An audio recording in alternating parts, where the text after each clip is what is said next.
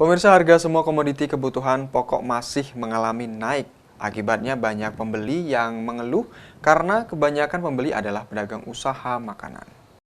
Harga kebutuhan pokok setiap harinya masih mengalami kenaikan harga, seperti di salah satu pasar yang berada di kota Lubuk Linggau. Harga kebutuhan pokok seperti minyak sayur, gula pasir, tepung terigu, serta mie instan mengalami kenaikan harga mulai dari awal tahun ini. Harga minyak goreng yang semula hanya Rp17.000 sekarang sudah mencapai Rp20.000 per kilogram untuk minyak kemasan. Gula pasir yang biasanya hanya Rp12.000 per kilogram sekarang sudah menjadi Rp14.000 per kilogram. Dan mie instan yang biasanya satu dus hanya Rp94.000 per dus, sekarang sudah mencapai Rp100.000 lebih per dusnya. Kenaikan harga tersebut membuat pedagang bingung untuk menjelaskan kenaikan tersebut kepada pembeli. Pedagang Irwandi menuturkan, semua komoditi kebutuhan pokok mengalami kenaikan, mulai dari mie instan, kopi, gula, serta yang lainnya. Irwandi berharap kedepannya pemerintah lebih bijak untuk mengolah harga kebutuhan pokok di pasar.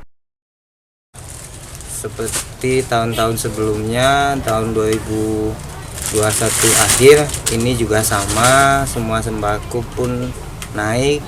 Di awal dari minyak naik sekitar 3.000 sampai 4.000-an per kilo, diteruskan beras, gula, gandum, sagu, semua komoditi pokok rata-rata naik berkisar 10 sampai 12% lah.